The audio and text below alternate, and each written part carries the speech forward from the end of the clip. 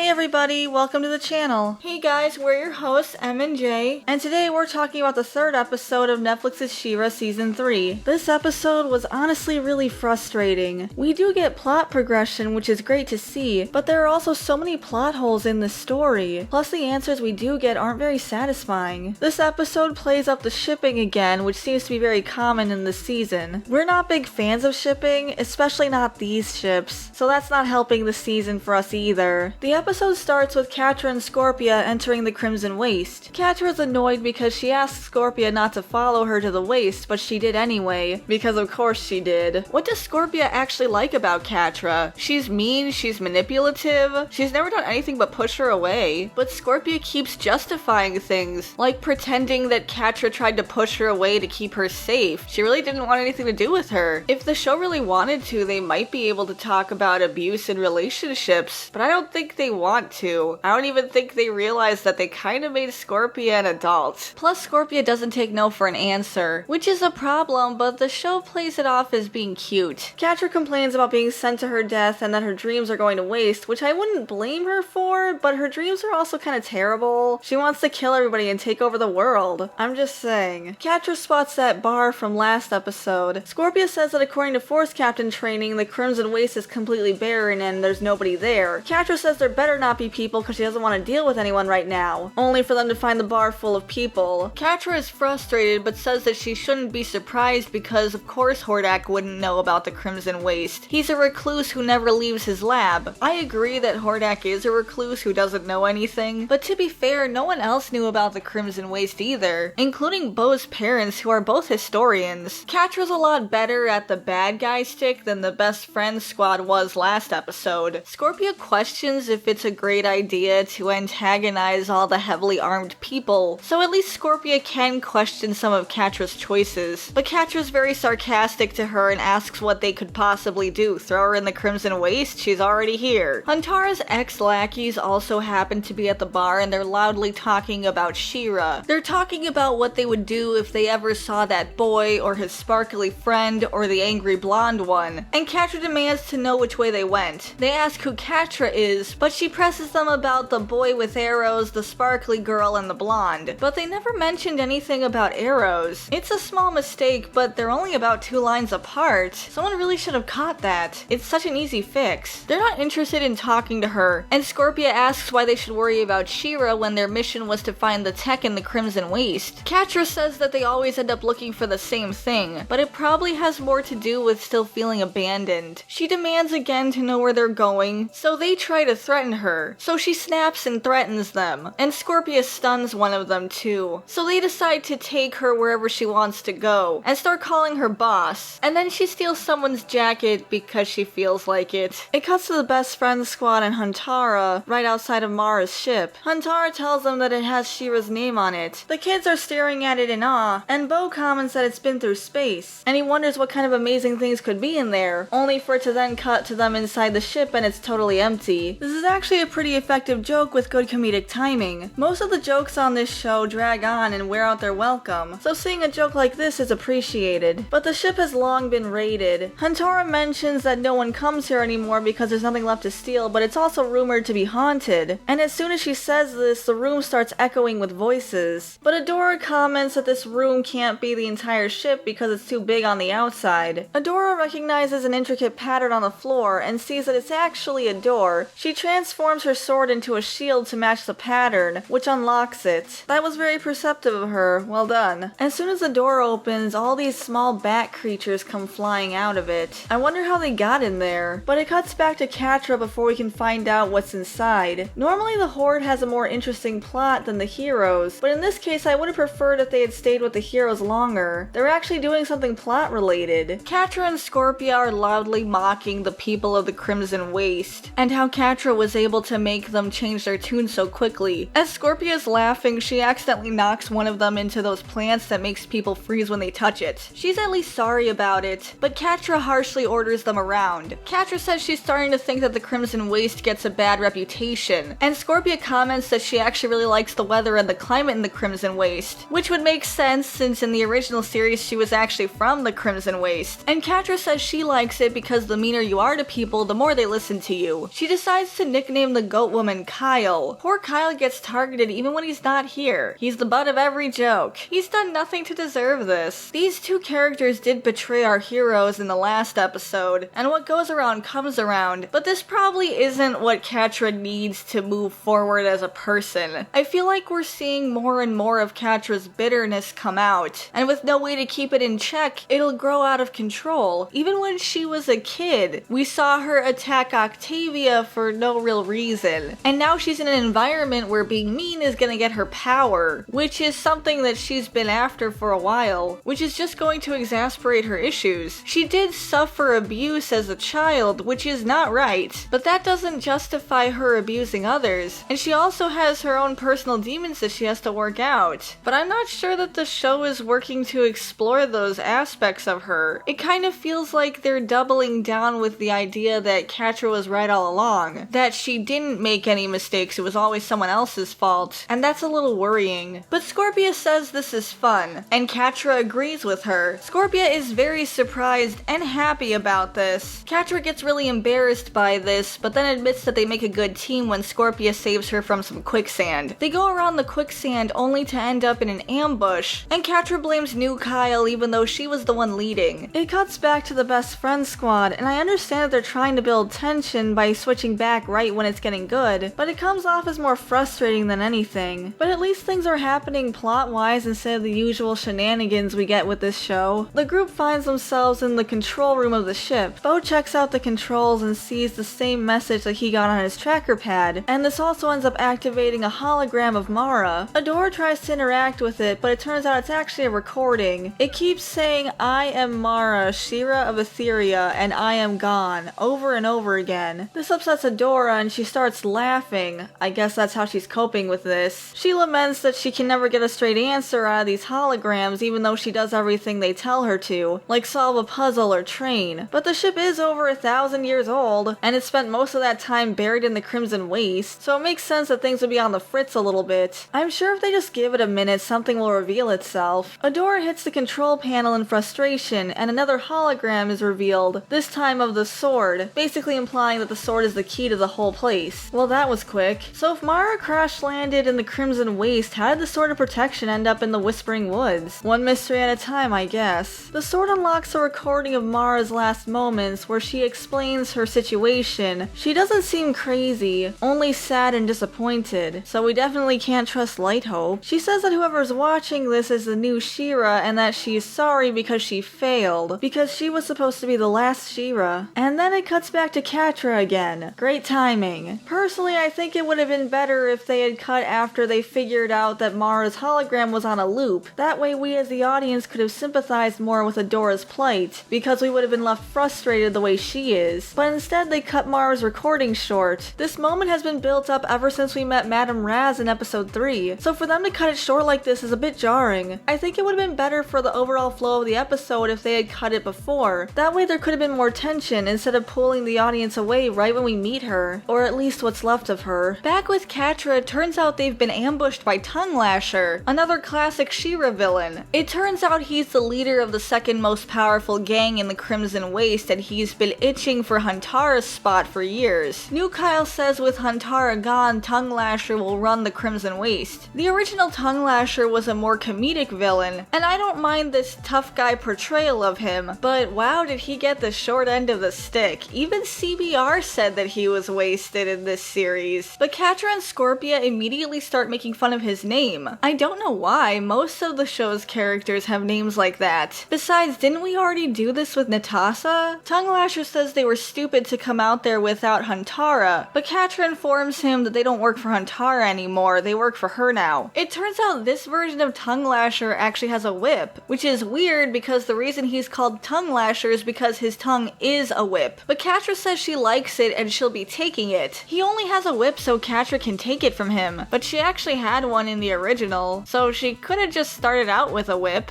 instead of using Tongue Lasher for this. Tongue Lasher tries to threaten them, but Catra and Scorpia get distracted talking about how they would use the whip. Tongue Lasher gets annoyed and attacks them, and at first it looks like he's doing pretty well. He catches Catra, but she uses sand attack, and she manages to trap him in quicksand. She acts like she's gonna pull him out of the quicksand, but when he throws his whip to her, she just takes the whip and leaves him there. He cries for help, but Catra demands to know who's the strongest in the Crimson Waste, and Scorpia starts a Catra chant. I guess that's the end of him. We never see him get out of the pit. Tongue Lasher might have been more of a comedic villain in the original, but he was a member of the Snake Men, classic Masters of the Universe villains. There's a lot of fun lore here. I'm not sure if they have the rights to use all these characters, but it is disappointing that they brought this classic villain in just so they could make fun of him and make Catra look good, and then probably die in quicksand. Back in Mara's ship, they're trying to listen to the hologram's message, but it keeps glitching. Bo theorizes that it got damaged when the ship crashed, but they watch as much of the recording as they can. Mara claims that she never wanted to be a hero and that she won't be remembered as one, but apparently Light Hope fired off some kind of weapon. Of course that part of the message is damaged, but basically Mara saw what they were doing and didn't agree with it, so she fled. She says she threw Etheria into an empty dimension to keep everybody safe, and she says it's for the good of the universe, because this way no one will find them. But what does that mean? Were they going to use Etheria as some kind of weapon against the universe? Did any of this have to do with the Horde? And did all this happen before or after Hordak came to Etheria? And what caused that portal that brought him to Etheria? I think Hordak must have come after all of this, which kind of makes everything Mara did pointless because they were found anyway, even if it was by accident. But after all of this build-up, it really just leads to more questions than answers. The last thing Mara says is that the sword is the administrator key to activate a portal, but she begs them not to do it because it would only bring death and destruction to Etheria and the universe at large. The message cuts out and all of a sudden they hear sarcastic clapping. Huntara demands they come out and face her, but instead they shoot Bo and Glimmer with blow darts, which is pretty cowardly. Huntara protects Adora from getting hit as her old lackeys come out of the shadows along with Tongue Lasher's gang. How did they get here so fast? And Adora and the others really didn't think to close the door behind them? Anyway, Huntara calls them out for joining Tongue Lasher's gang, only for Catra to appear and admit that she's the new leader. Catra's honestly been pretty grating and unpleasant in this episode, especially with her laugh. And unfortunately, we're only like halfway through the episode. So they hit Huntara with a few blow darts, and Adora tries to grab the Sword of Protection to transform, only for Catra to grab it with her whip, and then Scorpia captures Adora really quickly. Catra even says that she's never won a fight this quick, and yeah, this wasn't a very satisfying confrontation. Seriously, it was like 10 seconds of screen time. But it's a good thing they told the Princess Alliance where they were going and have a way to contact them if they need help, just like they do right now. Oh wait, they just ran off into one of the harshest and most unforgiving places in the world with no supplies, didn't bother telling anyone where they were going, or have any way of calling for help if they ever got in trouble, just like they're in right now.